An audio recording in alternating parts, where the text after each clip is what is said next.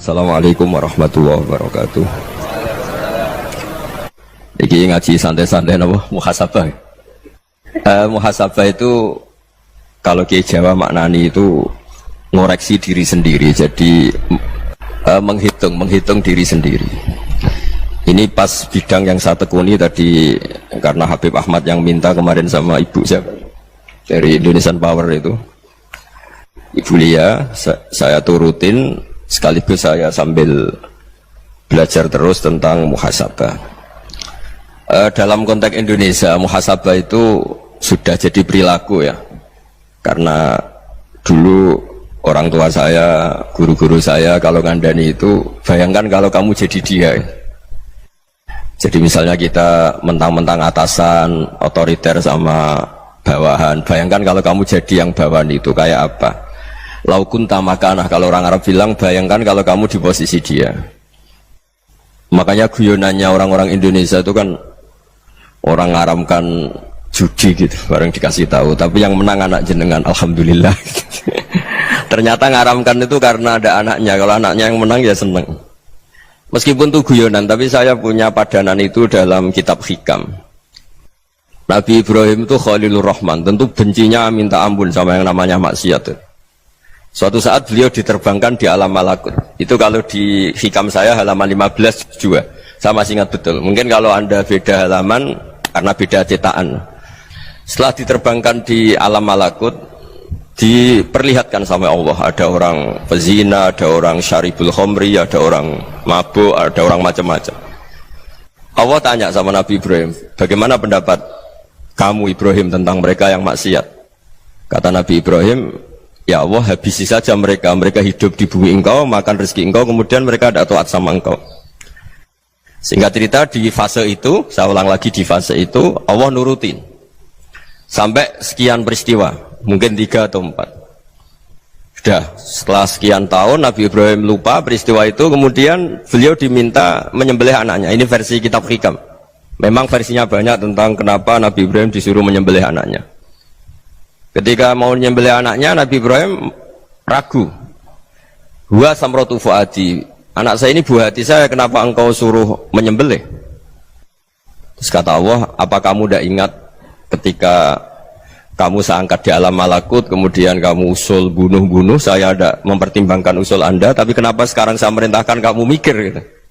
Terus, ya karena ini anak saya ya Allah. Terus kata Allah, rumang samu sumpukkan mata ini gak gawean kau sing gawe kowe enak wae usul mata ini. Ya, saya yang bikin, kemudian Anda enak aja usul membunuh. Semenjak itu Nabi Ibrahim itu di eranya itu asfaqun nas, orang paling sayang sama manusia.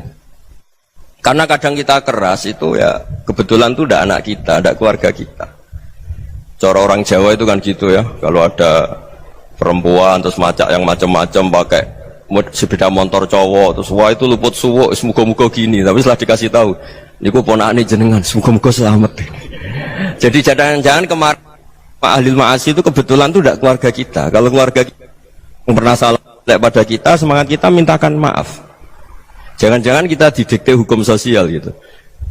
Jadi orang yang salah kebetulan tuh orang yang menservis kita atau keluarga kita atau orang dekat kita. Jangan-jangan semangat kita mintakan ampun. Tapi kalau sama orang lain kebetulan musuh kita semangatnya minta itu kena azab. Nah ini yang nggak boleh dalam Islam. Islam mengajarkan niru Rasulullah SAW, Nabi itu rahmatal lil alamin. Bahkan kemarin saya ngaji virtual sama beberapa habaib, ada Habib Ali Al-Jufri dari Mesir, ya, ada Habib Alwi dari Kuitang, ada Habib Nabil Al-Musawa. Dari sekian habaib itu saya masih ingat diantaranya yang didawuhkan rahmatan lil alamin itu ketika Nabi adahu kaumuh, disakiti oleh kaumnya, dan itu mereka masih kafir semua. Itu mereka dapat doanya Nabi, Allah mahdi qaumi fa innahum la ya'lamun. Kayak apa baiknya Nabi, orang yang menyakiti, yang melukai, tapi Nabi masih berdoa, Allah mahdi qaumi fa innahum la ya'lamun. Sayyidina Umar dapat doanya Nabi itu ya khina kana kafiran, ketika masih kafir didoakan. Allahumma a'izzal Islam bi Umar. Itu ketika masih kafir. Itu pelajaran bagi kita bahwa yang sedang tidak cocok pun itu berdapat doa kita. Ya doa supaya kondisi kita baik. hari tambah baik. Karena agama ini saya berkali-kali bilang limangka nayarjuwa hawal yawmal akhir. Agama ini diperuntukkan bagi yang selalu punya harapan pada Allah Subhanahu wa taala. Saya cerita muhasabah ini tentang hubungan kita dengan Allah. Di Indonesia itu banyak orang fasik, banyak orang nakal. Ya di mana-mana orang nakal itu ya mayoritas, wa aksaruhum fasikun. Ini berkahnya harapan. Mungkin saya kira nakal sok benda, mungkin saya kira sholat sok ben sholat, mungkin sekarang belum sakhok, belum dermawan, suatu saat dermawan. Barokahnya itu kefasikan ini dianggap sementara, sedang fasik, sedang tidak benar. Karena kiai-kiai kita, para guru-guru kita, para habaib utamanya itu mesti bilang semoga husnul khotimah. Nah barokahnya doa itu semoga husnul khotimah itu menjadikan satu pola sosial. Yang sedang fasik ini masih diharapkan jadi lebih baik, jadi lebih. Sehingga kita tidak ngambil sikap ekstrim, ya ingin menghabisi atau ingin mengadili, tidak. Karena selalu kita punya harapan. Dan agama ini limangka nerjuwa hawal yawmal akhir. Bayangkan itu kalau yang nakal itu anak kamu. Pasti kamu nggak ingin kan langsung dapat azab, dapat apa. Padahal kita semua jadi tokoh ini abul kulli, bapak dari semuanya. Sehingga ketika Rasulullah SAW jalan-jalan kemudian melihat perempuan sedang menyalakan api. Kalau apinya mati ditiup, anaknya dijauhkan. Nanti kalau sudah jauh dari api, anaknya digendong lagi. Terus kata Rasulullah, matur ke semua sahabat, Aro'aitum anna hadih torihatan waladaha alan nar. Apa kamu berpendapat bahwa perempuan ini akan melemparkan anaknya ke neraka? Tidak ya Rasulullah. Tidak akan seorang ibu melemparkan anaknya ke api. Terus kata Rasulullah, Allahu arhamu min hadih biwaladiha. Allah lebih rahman, lebih rahim dibanding orang tua ini kepada anaknya. Ini yang harus kita kenalkan terus, kita kampanyakan terus, supaya orang hubungannya dengan Allah itu nyaman, asik. Sehingga dengan demikian selalu ada harapan bahwa yang sedang nakal ini suatu saat tobat. Kita tidak boleh menghukumi pasti begini, pasti gini, itu tidak wilayah kita. Itu juga yang dicontohkan Rasulullah SAW. Secara lahir Nabi itu nggak berkenan sama Wahsy, karena Wahsy itu salahnya salah fatal karena membunuh ahabban nasi ila Rasulillah, yaitu membunuh Said Hamzah. Jadi ketika Wahsy tobat, Nabi itu terima tobatnya. Dan ketika beliau dengan basariyahnya agak siap ketemu Wahsy karena harus ingat Said Hamzah, basariyahnya diturutin. Oke, kamu iman, saya turutin, tapi jangan sering ketemu saya. Karena kalau ketemu kamu, saya masih ingat sama paman saya, Said Hamzah. Kita bisa ngelola seperti itu. Kita tidak cocok sama orang, bagaimanapun mereka umat Rasulullah SAW, kita tetap mencintai mereka. Misalnya kalau beda agama, mereka sama-sama orang Indonesia, kita mencintai mereka atas nama warga Indonesia. Tapi kalau misalnya potongannya ora cocok, beda kultur, bawaannya itu mangkel no coro Jawa, ya bisa diilmoni, jangan ketemu. Wong sudah tidak cocok, ingin ketemu nyari solusi. Roh ini tok seneng itu kan ya repot itu. Ya sudah kalau nggak mati cocok ya jangan sering ketemu. Dan itu kita bisa memanage seperti itu tuh bisa. Saya berkali-kali cerita tentang Imam Syafi'i. Kalau dikasih tahu ya Imam Abu Abdillah, panggilannya Imam Syafi'i, tetangga anda ini ternyata banyak yang nggak senang anda. Jawabnya beliau senang. Ya bagus kalau nggak senang saya, ndak utang saya katanya. Jadi gara-gara saman seneng aku ngatur aku ini kan. Dan mungkin saman rasa seneng kan ya enak. Jadi hidup itu dianggap happy. Kalau seneng ya teman silaturahim, kalau nggak seneng ya nggak bakal utang gitu. Baru kayak rasa seneng itu nggak ganggu. Gitu. Jadi dulu itu orang bisa ngelola seneng tidak seneng itu bisa. Karena ada kearifan hubungan dengan Allah Subhanahu wa taala. Hidupnya selesai karena masyghul bi dzikrillah, mereka sibuk dengan Allah. Makanya kata ulama-ulama tasawuf, kamu jangan melihat manusia perilakunya, tapi kamu juga harus ingat yang gerakkan semua itu Allah Subhanahu wa taala. Dengan demikian kita farah, kita senang. Makanya Nabi kalau ngutus Anas bin Malik kemudian nggak kesampaian yang diinginkan karena Anas main. Ketika garwa-garwani Nabi agak tersinggung, Nabi andikan Allah menghendaki yang saya inginkan kesampaian, pasti itu kesampaian. Jadi dianggap kegagalan Anas gak manggil yang dituju Nabi itu ya kersane Allah, ya enteng saja. Sayyidina Ali lebih parah lagi yang dialamin. Itu dalam beliau kalau dipanggil itu gak cepat-cepat ke sana. Ketika ditanya, kenapa kamu tak panggil gak cepat ke saya? Amin tu ukubatak, karena aku tahu engkau orang baik itu pemaaf. Jadi makanya orang-orang soleh dulu itu bodoh itu. Makanya sekarang kalau ada orang bodoh itu mesti dibidik orang soleh. Kalau orang-orang soleh itu kakean husnudzon akhirnya sering dibodohin. Abdul bin Umar itu masyhur itu. Kalau ada budaknya sering sholat, sergap sholat itu dimerdekakan. Akhirnya nggak sholat pun pura-pura sholat. Akhirnya juga dimerdekakan. Ketika ditanya, kenapa engkau merdekakan? Padahal mereka sholatnya menipu engkau, kata pembisik-pembisik itu. Man khoda'ana lillah in khoda'na lah. Dia nipu atas nama Allah, berarti saat tertipu juga atas nama Allah. Gak masalah dong, semuanya demi Allah Subhanahu wa ta'ala. Jadi ketika kita mensifati Allah Ta'ala itu ghafir, Allah pemaaf. Jangan kamu nggak fair untuk diri kamu nyifati Allah ghafir, pada orang lain Allah kamu sifati syadidul iqab. Jadi Allah kamu atur, kayak MC tadi ngatur saya. Jadi Allah itu apa? Kalau pada saya ghafir, kalau pada musuh saya syadidul iqab. Itu tidak fair. Kalau Anda punya harapan kepada Allah karena Allah Rahman Rahim, Allah ghafir, sebenarnya Allah pada musuh kita ya bisa saja Allah ghafir, bisa saja Allah Rahman Rahim. Sehingga kita melihat orang lain yang kita tidak cocok itu ya enteng saja. Itu min ummati Rasulillah sing tanaluhu syafa'atu, tanaluhu sa'atu rahmati, tanaluhu fair. Jangan dengan kita kayak mesti dapat rahmat. Jangan orang lain kayak Allah pasti syadidul iqab. Itu tidak boleh. Sehingga ketika ada orang Badui, singkat cerita orang Badui ini kencing di masjid, semua sahabat membentak dia. Yang nggak bentak hanya Nabi tok. Saking mangkalnya orang ini karena semua sahabat bentak kecuali Nabi. Setelah dibenarin Nabi, terus Nabi nyuruh sabbu ali dhanuban min ma'in. Setelah disucikan masjid itu, dia berdoa keras sekali. Allahumma arhamni wa Muhammadan wa la tarham ma'ana ahadan. Ya Allah, yang berhak dapat rahmatmu hanya saya dan Nabi Muhammad, yang lainnya jangan. Karena yang lainnya tuh jengkelin, gitu aja saya salah dimarah-marahin gitu.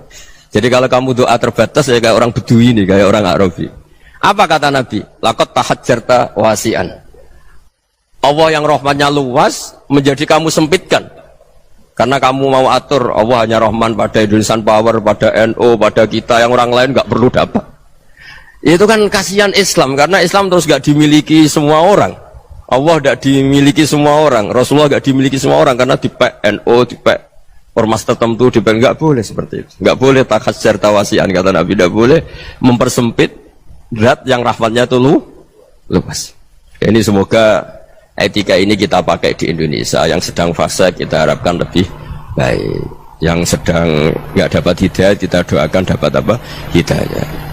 Masyhur kan, makanya tadi saya mohon sama Habib Ali supaya Habib Ahmad supaya tetap mahalul qiyam tabaruk sama Habib Ali. Di antara doa-doa di Simtud Duror masyhur itu antuqa bilal mudhniba minnah bil ghufran wal musi'ah bil ihsan. Jadi harapannya para habaib, para orang-orang baik dulu ya, semoga yang dosa itu dimaafkan, yang sedang salah dibuka, bikin lebih baik. Nabi itu tugasnya juga gitu. Wastaghfir li dzambika walil mu'minina wal mu'minat. Nabi itu tugasnya juga memintakan ampun yang sedang salah. Nah ini cobalah jadi etika kita, muhasabah kita. Jadi muhasabah itu cara berpikir kita set, kita pikir ulang. Ternyata semangatnya seorang Nabi itu wastaghfir li dzambika walil mu'minun. Semangatnya itu memintakan ampun. Orang ahli tafsir tahu semua kalau Nabi itu tidak mungkin dosa. Jadi itu khitabun lin Nabi wa urida bihi ummatu, itu khitab Nabi, tapi yang dimaksud itu umatnya, karena Nabi tidak akan mengalami dzambun, tidak akan mengalami dosa. Sekarang enggak, kadang-kadang kita ini kalau orang lain salah itu semangat. Kalau di perusahaan ada teman salah, apalagi pimpinan salah itu seneng, barokahnya salah bisa ganti kan gitu. Ya, jadi kalau mungkin di dunia tokoh juga gitu, barokahnya ada tokoh salah, kita yang jadi populer sendiri, tidak boleh seperti itu. Kita harus salimus sodri di jami'il muslimin. Jadi ini harus dilatih. Saya tadi matur sama Habib Ahmad, latihan kita jadi hidup. Nabi itu kalau resep jadi wali itu kata Nabi gampang. Kata Nabi, kalau kamu ingin disenangin Allah, ya sudah. Kalau kamu asbahta wa amseta gini-gini, perasaan kamu, kata Nabi, jangan punya perasaan ghil sama orang muslimin. Itu sudah wadzalika min sunnati. Makanya Nabi ngendikan la yablughni ahadun an ahadin syai'an. Ada yang baca la yuballighni ahadun an ahadin syai'an. Seseorang jangan melaporkan ke saya tentang salahnya yang lain. Fa inni akhruju ilaikum wa ana salimus sodri. Karena saya ingin ketemu sampean semua dalam keadaan salimus sodri, tidak punya perasaan apa-apa. Karena kalau nurutin pembisik, nurutin informasi itu ya repot, karena orang pasti sepihak. Ada kiai yang top, datang ke kampung-kampung ning desa-desa. Kata yang seneng itu punya akhlak. Wah itu bagus orang besar datang ke kampung-kampung. Kata yang nggak seneng, wah itu jobnya kayak kecil kok diambil, itu kan ya kasihan itu kan sudut pandang. Makanya saya sering bilang, akal kita ini cukup untuk mentasdik Rasulullah Shallallahu Alaihi Wasallam. Meskipun perasaan kita kadang orang Jawa itu beda. Saya berkali-kali bilang sama peneliti dari Jogja, kenapa sih Gus para nabi itu kok poligami istrinya banyak? Nabi Dawud katanya itu berapa? Itu Nabi Sulaiman malah jumlahnya agak terbatas ini. Nabi Muhammad itu paling sedikit. Saya tanya gini, perempuan itu orang lemah, jadi kalau nolong orang satu gimana baik, kalau nolong orang dua ya lebih baik, ya sudah kira-kira seperti itu. Paling tidak akal kita masih tahu kalau orang baik itu kan mesti baik, nolong orang satu baik, nolong orang dua ya lebih baik, nolong orang tiga lebih baik. Tapi kalau kamu orang nggak baik, satu saja kamu terlantarin, kamu miskinkan, kamu ya tinggal diukur kan. Kalau orang baik nambah baik, tapi kalau orang buruk tambah buruk. Nah itu akal kita bisa menganalisis kenapa sih nikah itu ada yang poligami, ada yang enggak. Sudah ukur saja diri kamu. Misalnya kayak saya elek keriting, rabi terus, mau perbanyak wong elek, orang perilaku netok raine dadi elek kabeh. Tapi nak kowe iku ganteng, alim, ganteng, sugih, anake ganteng-ganteng, berhubung kowe saleh ahli swarga kabeh, mertua yo bangga karena karir kamu meyakinkan. Ini mertua kamu aja gak bangga mau nambah. Ipar gak bangga, mertua gak bangga, desa kamu yang kamu wayai juga gak beda dengan Nabi. Ketika nikah Juwairiyah itu nggak ada pernikahan sebarokah Nabi dengan Juwairiyah itu. Azharu Rasulillah, di situ habis perang banyak tawanan, gara-gara jadi besanya Nabi langsung dibebaskan semua karena Azharu Rasulillah. Sekarang besanya Kanjeng Nabi. Dulu Abu Sufyan mangkalnya bukan main sama Nabi, gara-gara putrinya dinikah terus langsung jadi. Kalau kamu kan enggak, nikah satu, nikah lagi, satu kampung musuh kamu. Karena istri pertama ya cemburu, yang kedua agak bangga. Wah itu selesai itu di dunia wal akhirah. Maksud saya, nganalisis Islam itu harus pakai akal. Dan akal yang dipakai, ini saya bawa ke kitab Ihya, adalah pikiran-pikiran para ulama. Makanya ketika Imam Ghazali ketika ditanya, fakaifa bi muslimin fasikin asawwaha fi jami'i amri. Kalau kalian ketemu orang fasik, orang Islam tapi fasik, perilakunya nggak ada yang benar. Kata Imam Ghazali jawabnya lucu, aneh. Mamin muslimin illa wa islamuhu ta'ah. Tidak ada orang Islam kecuali dia mau Islam, membenarkan Allah dan Rasul itu sudah taatnya dia. Kok kamu tidak bisa melihat taatnya dia? Dia pikirannya kan ini pemabuk, ini tukang apa. Tapi kata Imam Ghazali, sebenarnya kamu masih bisa berpikir positif. Mamin muslimin illa wa islamuhu ta'ah. Tidak ada seseorang Islam ketika dia milik Islam itu pasti ada taatnya, yaitu tasdik pada Allah dan tasdik kepada Rasulullah Shallallahu Alaihi Wasallam. Jadi dengan pola seperti itu, maka di antara guru-guru kita yang modern ya di era Mbah Maimun, di sini ada Habib Ahmad, Habib Salim, syair yang sering dibaca beliau adalah ada orang munajat sama Allah. Ini cerita munajat. Itu orang itu ngendikan gini, ana mutnibun, ana mukhtiun, ana asi, huwa rahimun, huwa ghafirun, huwa afi. Ya Allah, saya mukhti, saya orang yang salah. Ana mutnib, saya orang yang dosa. Ana asin, saya sering maksiat. Tapi engkau ya Allah, engkau ghafir, pemaaf. Engkau rahim, maha pengasih. Engkau afin, yang mudah memaafkan. Kata orang ini, ya agak kurang ajar, tapi saking senengnya sama Allah. Qobal tuhunna salasatan bisalasat. Ya gini saja ya Allah, sifat engkau diadu dengan sifat saya. Engkau Tuhan, Gusti, nggak boleh kalah katanya. Terus wasatah liban ausofu ausofi, dan engkau pasti pemenangnya gitu. Jadi ada orang rayu Allah dengan cara seperti itu ya ada ya. Saya ini manusia, salah saya banyak. Engkau ampunannya banyak. Engkau Tuhan, Gusti, nggak boleh ampunan Anda, ampunan engkau kalah dengan salah saya. Nggak boleh Tuhan kok kalah. Jadi untuk supaya orang punya harapan gitu. Banyak juga wali-wali yang jadab ketika datang ke makam Rasulullah SAW. Itu kalau dongo ya agak kacau sebetulnya, cara syariat agak kacau. Ya Allah, engkau punya dua pilihan. Jika engkau menjadikan saya soleh, surah habibu, yang senang kekasihmu, yaitu Rasulullah SAW. Tapi jika engkau menjadikan saya fasik, surah aduh, yang senang itu setan. Monggo jenengan mau menyenangkan kekasih jenengan, mau menyenangkan musuh jenengan, monggo jenengan bebas kok memilih. Mestinya Allah ya senang menyenangkan kekasihnya. Jadi ya, intinya Allah dipaksa untuk menjadikan dia orang soleh gitu. Jadi kayak kemarin itu Pak Bu siapa yang kesini itu, kuliah ke sini itu sama Habib Ahmad. Saya pertama nggak mau, lama-lama Habib Ahmad. Ini gimana Gus? Orang tahunya saya dekat jenengan, kalau nggak kasil saya waduh, waduh. Ini kayak doanya wali yang tadi. Nggak punya pilihan, nggak ada pilihan ini. Jadi saya mohon muhasabah itu dimulai cara berpikir. Makanya di sini sebetulnya tag ini supaya dapat barokahnya Ihya. Ini kitab yang disenangi para habaib, para ulama. Sebetulnya tag di muhasabah itu redaksinya gini ya, yang lengkap. Hasibu anfusakum qabla an tuhasabu wa zinuha qabla an tuzanu wa tahayya'u lil ardil akbar.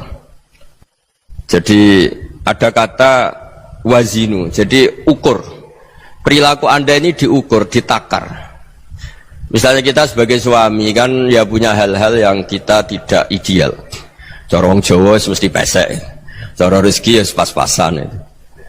Dan kita juga kalau makanya nggak boleh tanya istri begini, apa saya cinta pertama Anda? Pasti Anda kecewa. Orang jadi istri hanya korban terakhir itu. Sudah. Karena orang kalau ngelamar kemana-mana gak jadi, yang jadi istri itu pasti korban terakhir itu. Jarang istri pilihan pertama, jarang. Ayo semua yang nikah. Rata-rata itu pilihan Anda pertama Pak, dari sekian ditolak di mana-mana terus. Ya perempuan terakhir. Kamu juga korban terakhir gitu. Itu wali-wali dulu kalau ngandani kita itu sederhana. Antal ini masyhur diceritakan Habib Zain bin Semit dalam kitab Al-Manhajus Sawi. Antalam tajid min nafsika kullama turid. Fa kaifa turidu min ghairika kullama turid. Kamu yang ingin ideal saja kamu tidak menemukan pada diri kamu untuk menjadi ideal. Kamu kan ingin ganteng, ingin punya uang banyak, ingin perilaku Anda sempurna. Anda saja yang punya keinginan tidak bisa mewujudkan keinginan Anda sendiri. Fakaifa turidu min ghairika ma turid. Jadi antalam tajid min nafsika kullama turid. Fakaifa turidu min ghairika kullama turid. Kamu yang punya keinginan saja. Misalnya saya ingin punya uang banyak, perilaku saya selalu benar, gak pernah salah. Loh, saya yang ingin saja dengan diri saya gak bisa untuk benar terus. Kok kamu berharap orang lain selalu benar? Jadi antalam tajid ya sama. Kalau kamu menuntut istri kamu itu ramah, neriman, apa kamu neriman sama wajah istri Anda gitu? Engkau ya pola neng dindi jajaki sana jajaki sini, kamu sendiri tidak kona apa. Jadi itu nasihat yang luar biasa. Antalam tajid min nafsika kullama turid, fa kaifa turidu min ghairika kullama turid. Kamu mau menghormati semua orang? Tidak mau kan? Kemudian Anda berharap semua orang menghormati kamu. Kamu tidak ingin kan orang lain semua menghujat kamu, sementara kamu enak aja menghujat orang lain. Makanya Rasulullah SAW luar biasa ketika bikin kaidah sosial, apa la yu'minu ahadukum hatta yuhibba li akhihi ma yuhibbu li nafsihi. Jadi kalau ukuran iman itu sederhana. Kalau sesuatu itu baik, nyaman bagi Anda, ya bayangkan itu pada teman Anda. Misalnya Anda bangun tidur sudah acak-acakan, nggak punya uang, utang jatuh tempo, kan nggak ingin ketemu orang. Ya kamu jangan bertamu ke jenis ini karena dengan kamu yang alami juga gak siap ketemu orang. Makanya ada Habib Alim itu dilapuri sama seseorang. Beb, dulu teman saya itu ketika saya kaya itu sering main ke saya. Setelah saya miskin, mereka tidak main ke saya. Kata Habib itu bagus, sunau begitu itu bagus. Coba kalau kamu dulu kaya, teman kamu main kan kamu gaya, di rumah ada makanan, bisa hormat tamu. Setelah kamu miskin jadi buruh manol di pasar atau buruh bikin boto, teman kamu datang, malu enggak kamu? Mendingan gak datang itu. Akhirnya baru, oh ya alhamdulillah kalau gitu. Loh ya kan dulu teman kita datang, kita ada Alphard, istri cantik, rumah bagus. Lah kita miskin, buruhnya orang pas dibentak-bentak, teman kamu udah datang. Milih datang kamu enggak kalau setelah kamu jatuh? Enggak kan? Jadi barokahnya ilmu itu terus. Ya, tapi kadang-kadang orang tuh, wah setelah saya miskin teman-teman enggak kasih ke sini. Ya kalau kamu sudah jatuh, teman-teman kamu di situ jadi tontonan. Ya mulai sekarang cara berpikir itu dirubah. Dulu yang namanya kiai itu kalau diundang orang itu ya agak-agak senang. Semenjak saya itu agak rubah. Mengundang kiai, ngatur kiai itu tak haram-haramkan ya ada lumayan lah sekarang itu sudah mulai agak beretika. Dulu itu ngundang tuh tanggalnya ditentukan, jamnya ditentukan. Enggak mikir apa kiai saat itu nganggur, enggak. Punya wadifah, enggak. Dia milih tanggal yang dia nganggur, enggak mikir pas itu kiainya nganggur apa, enggak. Ya saya hanya cerita aja, kamu tersinggung ya monggo, boten ya monggo itu kan. Jadi saya mohon lah supaya tadi saya juga matur ke Habib Ahmad. Jadi untuk orang merasa ikut sunnah Rasul itu gampang sekali kata Sayyid Muhammad. Dulu Nabi berpakaian ala daerahnya. Kalau mikot ya pakai mikotu baladi. Karena Nabi orang Madinah dan beliau berdomisili di Madinah ya misalnya mikotnya dari Bir Ali misalnya. Tapi kalau anda orang kawasan Tanim mau umrah ya dari Tanim. Misalnya kawasan Jirona ya dari Jirona. Artinya apa? Kamu ngambil mikot karena Nabi mikot misalnya dari Bir Ali, bukan berarti kamu harus seperti Nabi di Bir Ali, kamu orang Mekah, misalnya kamu orang Tanim, orang ya harus dari mikot itu apa? Baladi. Sama, makanya di fikih-fikih itu kalau teknik anak, Nabi orang Arab, halawiyatnya kurma ya kurma. Kalau orang Jawa sedegan, semua podo-podo. Ya, podo-podo manis. Jadi ini tabaruk sama Sayyid Muhammad, ini ada murid beliau Habib Ahmad, saya baca supaya orang itu merasa ikut Nabi itu gampang sekali. Ini saya baca di halaman tadi disaksikan Habib Ahmad 433 di kitab apa begini? Manhajus Salaf fi Fahmin Nusus. Itu kata Sayyid Muhammad, wa kanat sunnatu Rasulillah annahu yat'amu ma yajiduhu fi ardi wa yalbasu ma yajidu wa yarkabu ma yajidu mimma abahu wa ta'ala. Faman istamala ma yajidu fi ardi fa huwa al-muttabi' lis-sunnah. Kama annahu hajjal baita min madinati. Faman hajjal baita min madinati nafsihi fa huwa al-muttabi' lis-sunnah. Wa illam takun hadhil madinatu tilka. Jadi intinya misalnya Nabi dulu itu ngasih sedekah kepada fakir miskin ya pakai dinar, dirham. Ya kalau orang misalnya sedekah pakai rupiah ya sudah ikut sunnah Nabi. Jangan lu Nabi pakai dinar loh, kamu kok pakai rupiah. Dulu dinarnya Nabi udah ada tulisannya Bank Indonesia, kamu ada tulisannya Bank. Ya tidak ada seperti itu. Ya jadi misalnya Nabi sedekah pakai tamar atau pakai al-aqid, ya kita pakai beras, pakai apa. Supaya orang tuh bahwa Rasulullah itu milik kafatal linnas, milik semuanya. Sehingga merasa ikut sunnah Nabi itu ya semuanya. Makanya dulu Mbah Mun kalau motivasi saya supaya bombong, kalau orang Jawa bilang bombong. Wong Jawa mesti ono wong alim. Beliau menyontohkan Mas itu Mbah Fadol, Senori, Mbah Ihsan Jambes. Itu bisa ngarang-ngarang kitab luar biasa. Padahal beliau bukan orang Arab. Imam Sibawa itu orang Persia, Imam Ghazali orang Tos itu juga ikut Persia.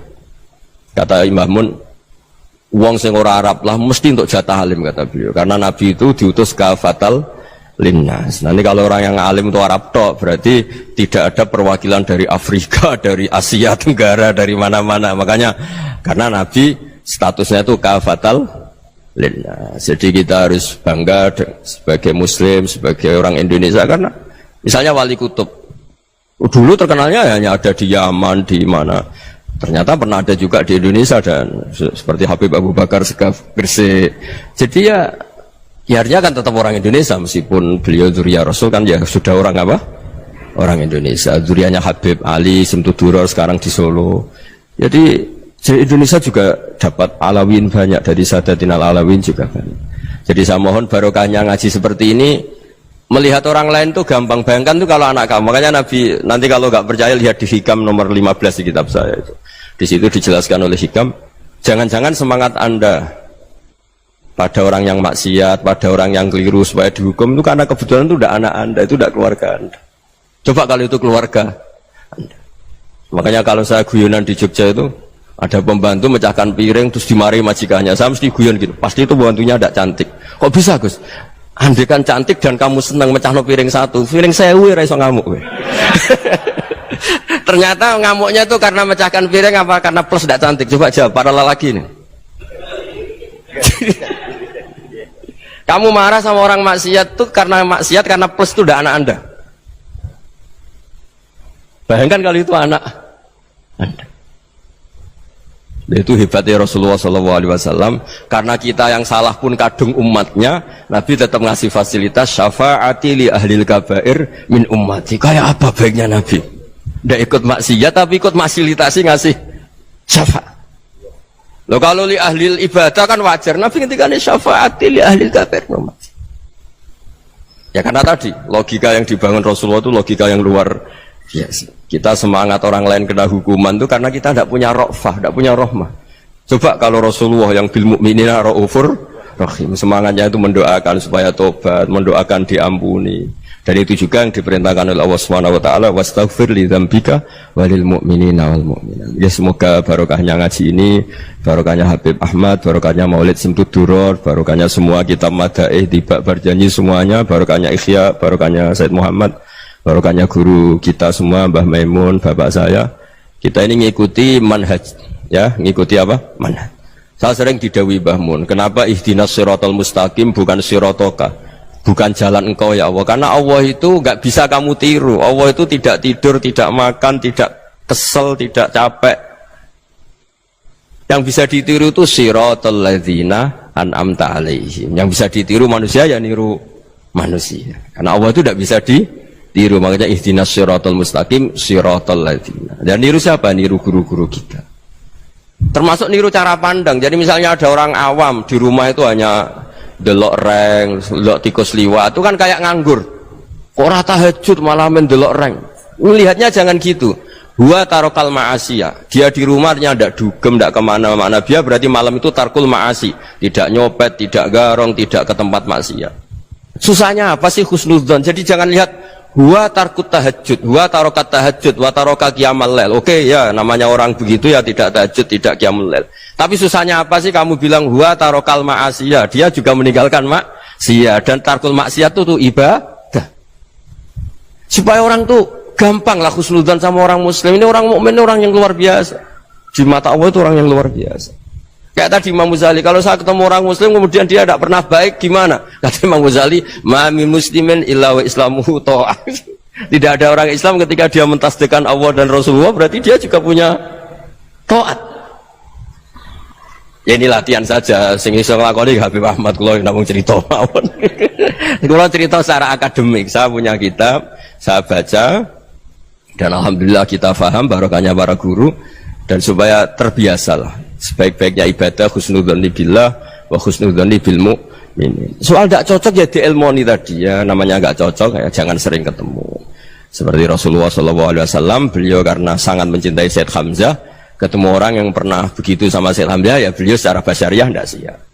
Tapi beliau secara cara bahasa sekarang, secara profesional, kalau beliau seorang nabi dan harus menerima tobatnya siapapun ya diterima.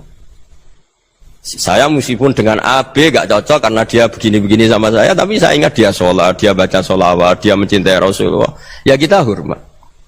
Ya soal gak cocok ya di manage tadi ya, zuruhiban tasdad huban. Kalau gak pati cocok ya jangan sering ketemu, bawaannya enak nanti. Ya semuanya itu diilmoni lah.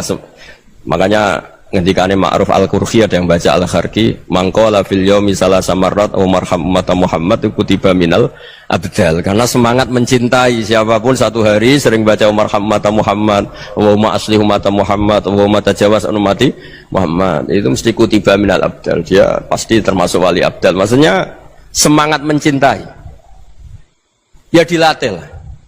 Misalnya Indonesia Power atau PLN, andai kan tidak ada PLN itu kayak apa? Orang nggak bisa ngaji, tidak bisa aktivitas. Ya barokahnya ada PLN, barokahnya jasanya. Kita sadar, tidak semua kebaikan kita ini memenuhi keinginan orang banyak. Gitu. Orang banyak ingin listrik, ingin saluran apa, dan itu kadang yang mewujudkan orang lain atau kelompok lain. Ya karena itu manfaat ke orang lain ya kita doakan. Karena khairun nas anfa'uhum linnas. Sehingga kita terbiasalah ngakui orang lain. Seperti semangatnya Rasulullah SAW, semuanya itu didoakan, semuanya diinginkan kebaikannya. Bahkan Nabi gak putus asa sampai di akhirat. Ketika Nabi lain sudah putus asa karena sudah akhirat, sampai dimintai syafaat semuanya bilang nafsi, nafsi. Karena merasa semuanya gak punya nyali di depan Allah. Karena ini sudah akhirat, sudah finish. Tapi apa Rasulullah? Analah. Ya sudah, saya sanggup mensyafaati kalian. Terus kata Nabi, fa'atiyal arsya. Saya mendatangi aras fa akhirru lahu sajidan, saya sujud wa ahmaduhu bima hamida 'allamani ya rabbi. Kemudian saya tetap muji Allah dengan pujian yang terus menerus. Padahal sudah di akhirat, sudah finish. Nabi dimintai syafaat masih sanggup karena Nabi tahu akhirat tidak bisa mendikte Allah, tidak bisa Allah terus bilang, "Ya Allah ini akhirat loh, engkau sudah tidak boleh mensyafaat." Tidak bisa. Allah tidak bisa diganggu akhirat. Allah tidak boleh dibatalkan rahmannya oleh akhirat. Allah tetap Rahman Rahim abadal abad. Dan Nabi tahu itu. Makanya kata para ulama, fa Muhammadun ahmadu min ghairihi. Jadi Nabi Muhammad namanya dua yang terkenal. Sebenarnya banyak yang terkenal dua, Muhammad sama Ahmad. Ketika Nabi punya nyali memuji Allah di akhirat atau sudah di akhirat, Itu fa Muhammadun ahmadu min ghairi. Ketika Nabi lain sudah tidak punya nyali muji Allah karena sudah akhirat, Nabi Muhammad tetap berani muji Allah di saat seperti itu. Makanya ahmadu di situ kata ulama itu af'al tafdil. Fa Muhammadun ahmadu min ghairi. Kanjeng Nabi lebih memuji Allah di saat yang Nabi lain sudah tidak punya nyali untuk muji Allah di saat itu. Makanya kata Nabi fa akhiru lahu sajidan wa ahmaduhu bimahamidah allamaniha rabbi. Akhirnya setelah lama gitu terus Allah ngendikan ya Muhammad irfa' ra'sak wasal tu'tah wasfa' tusyaffa. Sudah Muhammad, angkat kepala kamu minta apa saya turutin, dan kalau kamu ingin mensyafaati umatmu saya beri hak napa? Syafaat. Nah, semoga semangat itu juga menjadikan kita munajat bahwa rahmat Allah tidak terbatas, harapan juga tidak terbatas. Mungkin yang sedang nakal ya kita katakan sedang, jangan terus kamu pastikan wah ini mesti suul khotimah, mesti tidak orang baik. Tidak, agama ini liman kana yarju wal yaumal akhir, selalu bagi yang punya harapan. Ya, mugi-mugi dapat barokah semua. Mantul dengan kata wassalamualaikum warahmatullahi wabarakatuh.